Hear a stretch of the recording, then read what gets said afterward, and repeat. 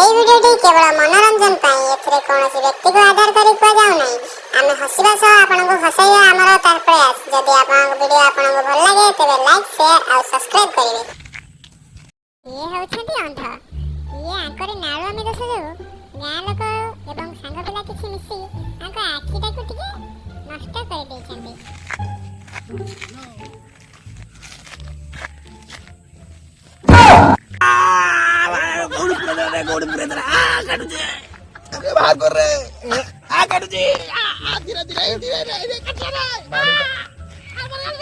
ବାଡ଼ିଟା କଣ ବାହାରୁନି?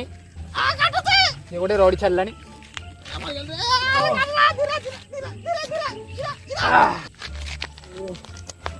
ଇଏ ଗୋଟେ ସେ ମେଣ୍ଢ ଭଳିଆ କହୁଛି।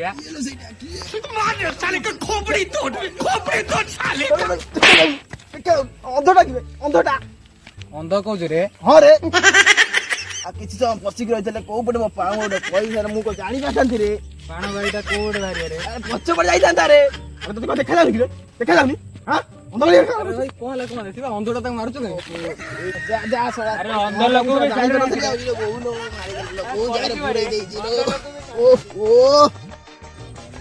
ଓହୋ କି ଶାନ୍ତି ଆଜି।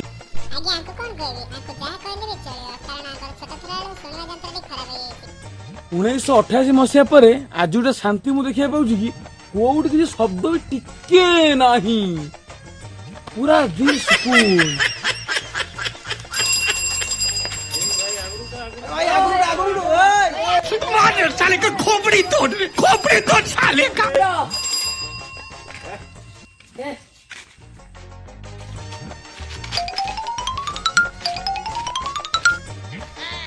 ଭାଇ ଏ ଆଡ୍ରେସଟା ଟିକେ କହିଲ। ୟାକୁ କଣ ସୋଚୁ କଣ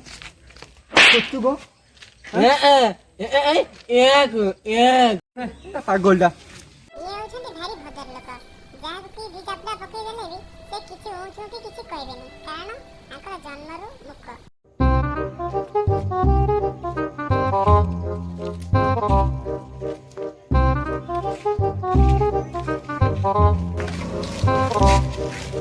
ଇଆଡେ ନୁହେଁ ଇଆଡେ। ଆରେ ତମେ ଆଇଲ କି ରେ? ଆରେ ଅନ୍ଧ ମାନଙ୍କର ସମାଜରେ ଆଉ କିଛି ସମ୍ମାନ ଭଳି କିଛି ରହିଲାନି ରେ। ବାଳ କଣ କହୁଛ ମୁଁ କିଛି ବୁଝିପାରୁନି। ଇଏ କାଲକୁ ବୁଝା ରେ, କାଲକୁ ବୁଝା। କଣ କହୁଛୁ? ଆଜ୍ଞା ନମସ୍କାର। ଆଉ ଅଙ୍ଗହୀନ ଲୋକମାନଙ୍କୁ ସବୁବେଳେ ସମ୍ମାନ ଦିଅନ୍ତୁ, ଥଟ୍ଟା କରନ୍ତୁନି। ଆଉ ଯୋଉ ଯିବା ଆଗରୁ ଭିଡ଼ିଓଟି ଭଲ ଲାଗିଲେ ଭିଡ଼ିଓଟାକୁ ଲାଇକ୍ ସବସ୍କ୍ରାଇବ୍ ଆଉ ନୋଟିଫିକେସନ୍ ଆମର ବେଲ୍ଟିକୁ ଅନ୍ କରିଦେବେ। ଆଉ କମେଣ୍ଟ କରିବେ ଭିଡ଼ିଓଟି ଭଲ ହେଇଛି ନା ନାହିଁ।